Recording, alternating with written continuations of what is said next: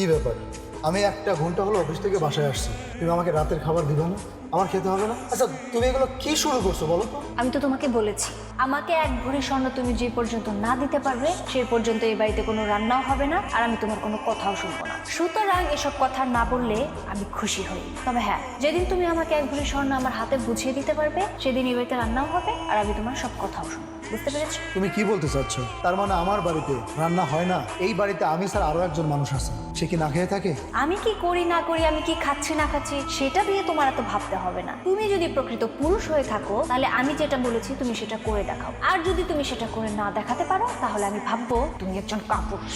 দেখো, বাড়াবাড়ির একটা লিমিট আছে। তুমি শুধু শুধু বাড়াবাড়ি করতেছো। এক ভরি স্বর্ণ কি তোমার কাছে চারটিখানি কথা? তোমার কাছে সস্তা হয়ে গেল? এক ভরি স্বর্ণর দাম এই বাজারে 2 লক্ষ টাকা, আর এই 2 লক্ষ টাকা জোগাড় করা আমার কাছে চারটিখানি কথা না, অনেক কঠিন ব্যাপার আমার কাছে। আচ্ছা, আমি না একটা জিনিস বুঝি না, যে পুরুষের কিনা বউকে একটা কিছু দেওয়ার মুরদ নেই সে আবার সংসার করে কিভাবে? এই লজ্জা করে না তোমার? আরে দেখো দেখো, বাইরে গিয়ে দেখো, অন্য পুরুষরা তার বউদের একদম রানীর মতো করে সাজিয়ে রাখে, যখন যা চায় সেই চাহিদাগুলো পূরণ করার চেষ্টা করে। আর তুমি তুমি কি করো? ওই ঘরের বাজার ঘাট এসব কিছু দিয়ে একদম নিজেকে পুরুষ দাবি করো। আমি যতটুকু পারছি ততটুকু তোমার জন্য করে যাচ্ছি। এতটুকু নেই আল্লাহর কাছে শুকরিয়া করো না? এমনও সংসার আছে দুমুঠো খেতে পারে না, অভাব অনটনের মতো দিন কাটাচ্ছে, তবুও তো তাদের মধ্যে কোনো সংসারে ঝগড়াঝাটি নেই, অশান্তি নেই। তুমি আমার সংসারে ভালো থাকার সত্ত্বেও সংসারে কেন অশান্তি ডেকে আনছো? এই শোনো, আমি না তোমার সংসার একদম ভালো নেই, বেশিরভাগ সময় তো না খেয়ে থাকতে হয়। এই অভাব অনটন এগুলো না আর একদম ভালো লাগে না, এসব নেওয়া যায় না। বউকে একটা ভালো শাড়ি দিতে পারো না, একটা 3 পিস দিতে পারো না, গয়না কিনে দিতে পারো না, আবার খুব বড় গলায় বলো যে আমি ভালো আছি।